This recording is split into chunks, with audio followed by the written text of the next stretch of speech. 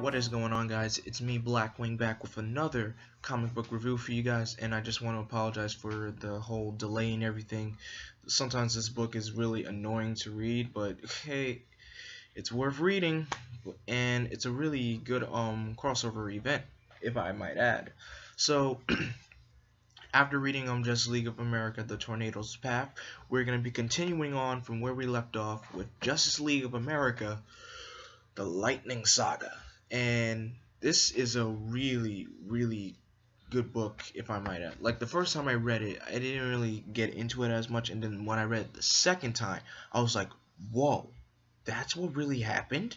That's what they were doing? And it was really interesting. And so this storyline is actually a crossover between the Justice League of America and the Justice Society of America. As you can see, the writers are Brad Meltzer and Jeff Johns. Brad Meltzer did the writing for Justice League, and Jeff Johns did the writing for Justice Society.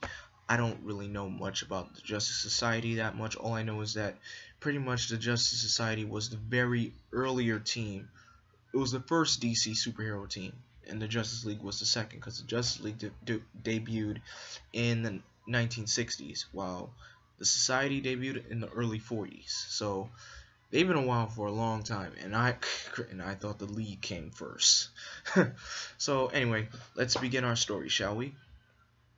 So the Justice League and the Society are having a little get together. Some heroes are playing a game of capture the flag. Mr. Terrific is playing a game of chess with Black Canary and Green Lantern, blindfolded. Like, literally, he's playing both of them blindfolded, which is, I could say, terrific. No pun intended. But anyway, in the Batcave, we have Batman and Blackwing. I meant Black Lightning, not me. Batman and Black Lightning conversating on what to do with the Karate Kid, because the Karate Kid, his real name is Val Sod, if I should say, and the Karate Kid is a member of a futuristic team from the 31st century known as the Legion of Superheroes. I grew up knowing the Legion of Superheroes from their TV series. I didn't watch it when it was airing, which I am so mad at, but at least I was able to watch some episodes. I have my sources, and it was a really good show. So anyway, let me get to the detail of what is really going on here. His name is, what was his name? It says Valsad, if I'm right. Oh no, not Valsad. His name is Thom Kalar. Forget that I said Valsad. I think that's probably Starman's name, if I'm right. Yeah, that's probably Starman's name. So, since they're trying to figure out what's going on, the Justice Society has a member who is actually a member of the Legion of Superheroes, who is named Starman, and this guy he's really weird. Like, sometimes he's oblivious of what goes on around him, but he knows how to do the hero thing. But other than that, he is weird. So, with Starman and Karate Kid together, they tell the League and the Society that there are 5 more other legionnaires on Earth.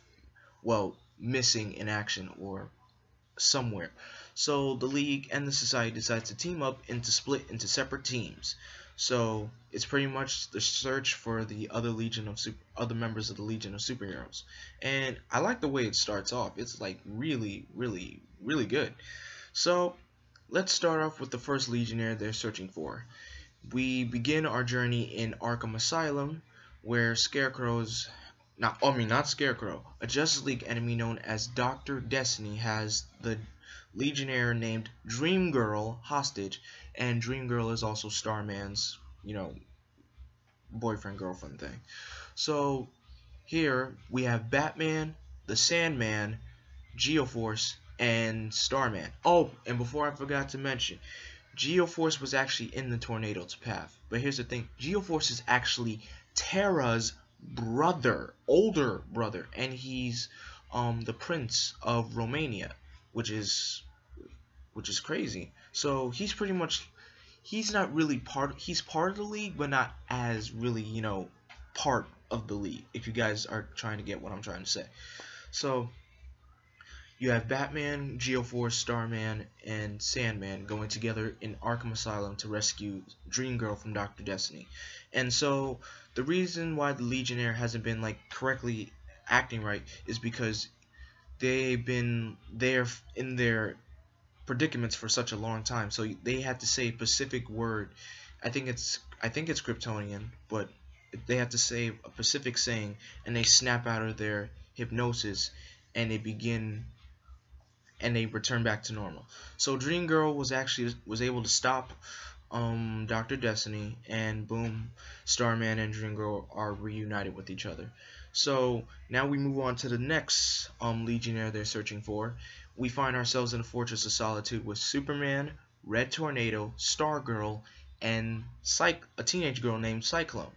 And while they're in the Hall of Justice, Fortress of Solitude, they come across well, let me show you guys this photo. Actually, let me just show you guys this, because it's actually a really good, like, I wouldn't say like splash page, but it's a really good picture. It has like all the Legionnaires together in one right here. Looks pretty good, doesn't it? Like, pretty much this is every single Legionnaire, if I'm correct, in this. So they find another Legionnaire named Wildfire, and he tells Superman that there are others missing, and they're aware of that. So with that, Wildfire and Dream Girl have been reunited with each other, and now we head off to Thanagar with Hawkman, Hawkgirl, Power Girl, and Red Arrow. But here's the thing though, Red Arrow is actually starting to develop feelings for Hawkgirl, which is something you will never expect. So Power Girl warns Red Arrow to ease off the relationship thing, because let me give you another reason why she said ease off the relationship, because there's something you guys with superheroes relationships, it's a crazy world. This is why she told Red Arrow to ease off. My point exactly. She had an affiliation with Hawkman. Relationships, I'll never understand them. So, while they found themselves on Thanagar, they found the Legionnaire named Dawnstar.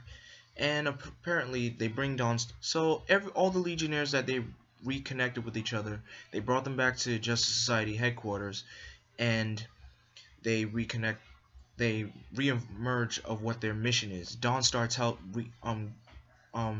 gets her memory back, and she says, we need to finish the mission, because they said one of us is going to have to die. The reason why she said this, because Superman, being a part of the Legion, he knows how they work, he's been a part of them for years, and he's pretty much inspired all of them. So in their utility belts, they have a lightning rod, and what its purpose is, whichever Legionnaires have a lightning rod, they gather around a dead Legionnaire, they wait for lightning to strike the rods, and whoever, a random Legionnaire who's holding the rod, will die, and the dead Legionnaire will be resurrected. So that's pretty much how it works. So now we trace ourselves with Vixen, the Flash, Jay Garrick, the Flash, Green Lantern, and Wildcat. They're in Gorilla City, and they find the Legionnaire Timberwolf, who is one of my favorite Legionnaires, by the way. He's so cool. And as he just wanted to leave without question. As soon as they said the word, I'm like, can we go now? Let's go. So the Legion decides to disappear and focus on the mission that's at hand. And they have one more Legionnaire to find, and we find Wonder Woman, Liberty Bell, Hourman, Black Lightning, and Damage in the bayou, where they find one of the Secret Society's old hideouts, and they find out Sensor Girl is one of the Legionnaires that were missing. So all the teams gather up together, and everyone's starting to get furious now. They feel like they can't trust the Legion for what they are trying to do, but Superman kind of does, and then he starts to get irritated with the Legion. So Karate Kid tells the Legion to get into their positions. Each of them goes to a different part of the world, and they wait for the lightning to strike. So, and here's the phenomenon, and this part gets really, really exciting. You guys ready for this? So everyone's in their position. They wait for the lightning to strike. Batman and Green Lantern are in a room, and as soon as they figure out what the Legion is trying to do, it clicks to them, and they realize they're actually trying to resurrect one of their own, and it gets exciting from there. Batman was like, "Oh my God, I know who they're trying to resurrect." And the lightning strikes, and it strikes a crater, and out of the crater, it is none other than one of my favorite Justice Leaguers and one of my favorite DC superheroes in general, if I might add. It is none other than, sorry for the suspense, I know you guys want to find out who it is. Alright, it is none other than Wally West, the Flash. Now, Wally actually was missing in action because during the Infinite Crisis, he was of course, with the Infinite Crisis, there was a lot of things going on. So Linda actually got caught in the lightning that Wally was doing while he was running, and his kids as well. I guess that's how they got their powers. So this brought him and his family back in one piece. And so the Legion leaves. Superman is still pissed at them for lying to him, but everyone is happy that Wally is back, and he decides to rejoin the League. I'm sorry for stuttering or anything. I'm very tired, but I wanted to get this video done for you guys. But other than that, it was a really, really, really good storyline. And then after that, there's just like 3 storylines. This one story with Red Arrow and Vixen under a pile of rubble, and they're like cramped in like a big small spaces, and they're trying to get out, but there's nothing really much to it. They escape, they're superheroes, they save the day, yada yada yada. Another issue is with the team of them switching monitor duties and switching their roles as heroes. And then you have issue 0, which pretty much sums up what the Justice League is all about, who they are, what they are, and what their main goal is supposed to be. And that's pretty much it. But mainly, the Lightning Saga, it was a really good storyline, and I was surprised that Wally West appeared as the Flash. Because here's the thing though, Batman and Green Lantern thought it was going to be Barry that was coming back, but they got Wally instead. But hey, Wally's my second favorite Flash. I love Barry a lot more, but Wally is cool too. So that's the end of this storyline, and I hope you guys enjoyed me retelling it. So stay tuned for the next storyline, which is my all-time favorite, and you guys will know why. It's going to be called Justice League of America, the Injustice League, and we'll get to that. So stay tuned for that, because I can't wait to tell you guys about that. That's my favorite issue. So stay tuned, and until then, I am Vengeance, I am Darkness, I am Blackwing. Stay golden.